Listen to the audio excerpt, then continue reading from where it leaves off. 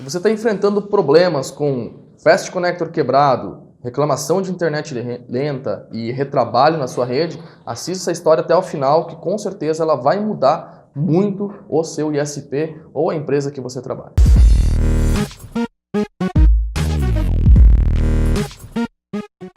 Bom, há um tempo atrás eu fui convidado por um ISP para fazer uma consultoria na empresa dele, e esse ISP me relatou que ele estava com muitos chamados, muito conector quebrado e muito retrabalho na rede. Ele já tinha rede ótica há 1 ano e meio e ele simplesmente falou assim: Matheus, eu acredito que uma rede ótica não deve dar chamado, uma rede ótica não deve dar manutenção, porque a gente está falando de fibra ótica, uma rede de altíssima qualidade, e eu tenho que concordar com ele. Rede ótica não pode dar chamado, rede ótica não pode dar retrabalho. O que acontece na rede ótica é que ela pode ter uma emergência, um caminhão bater num poste, alguma coisa nesse sentido, aí sim a gente vai ser obrigado a trabalhar. Mas no dia a dia, a gente não deve se deslocar até a casa do cliente para fazer uma manutenção de um conector quebrado ou alguma coisa nesse sentido. Então o que a gente fez? Eu fui até o provedor e a gente começou a fazer uma começamos a averiguar o que estava acontecendo lá dentro. A primeira coisa que eu fiz foi analisar a OLT dele para ver os níveis de sinal das ONUs que estavam dentro daquela OLT. Então,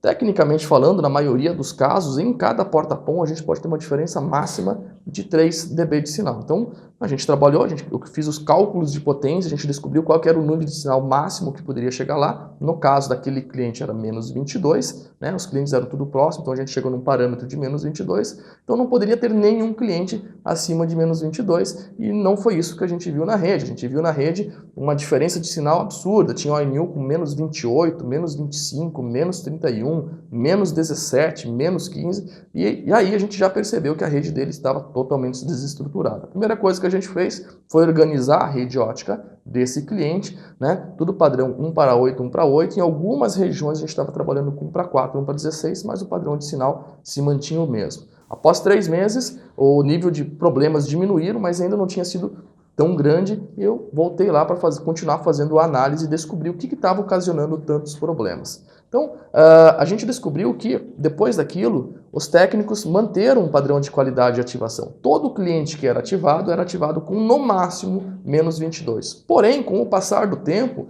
os níveis de sinais dos clientes começaram a degradar. Então, o que a gente fez? Tendo um padrão de qualidade, a gente criou um sistema de alertas na OLT dele para avisar todos os clientes que passavam de menos 22. A gente começou a se deslocar até a casa desses clientes e a gente percebeu que as ONUs estavam sendo colocadas em cima da mesa, né?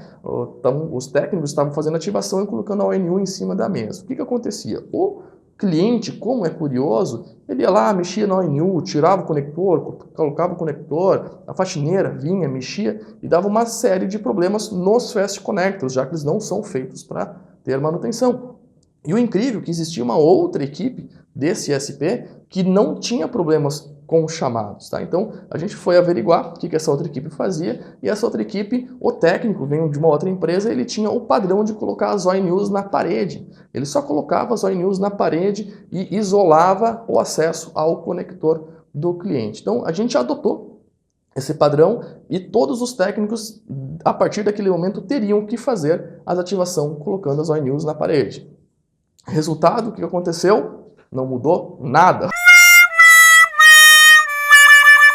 Os técnicos não fizeram o trabalho, eles iam fazer a ativação do cliente, queriam fazer várias ativações no dia, e como não existia ninguém fazendo uma análise, ver se esses técnicos estavam mesmo colocando a ONU na parede, não mudou nada. A gente teve que criar um outro processo dentro do ISP, no qual a gente bonificava os técnicos que faziam a instalação, botavam na parede e batiam foto e mandavam para o provedor. A gente criou um processo e aí a gente conseguiu reduzir drasticamente a quantidade de chamados da rede ótica. Por que isso aconteceu? Porque a rede ótica ela é feita para ser instalada e não pode ser mexida. Como o cliente vai lá, mexe no conector, tira e coloca, essa rede ótica tende a dar problema. Como que a gente fez para identificar todos esses problemas? Tudo através do cálculo de potência. A gente definiu um limiar de potência e todas as ONUs, todos os clientes que estavam fora desse limiar de potência, a gente já sabia que esse cliente poderia ser um cliente que está com problema de qualidade de internet, nível de sinal, alguma coisa estava acontecendo. Então, com uma solução simples, que a gente tirou através do cálculo de potência, a gente conseguiu diminuir em até 50% os chamados desse ISP, colocando as ONUs na parede. Lembrando que o fato nesse cliente simplesmente colocar o ONU, falar para os técnicos colocar o ONU na parede não resolveu nada. A gente teve que ter uma manutenção, uma sequência em verificar se esses clientes estavam ruins ou não. Coisa que é muito difícil de fazer se tu não tem um padrão de sinal na sua rede ótica, né?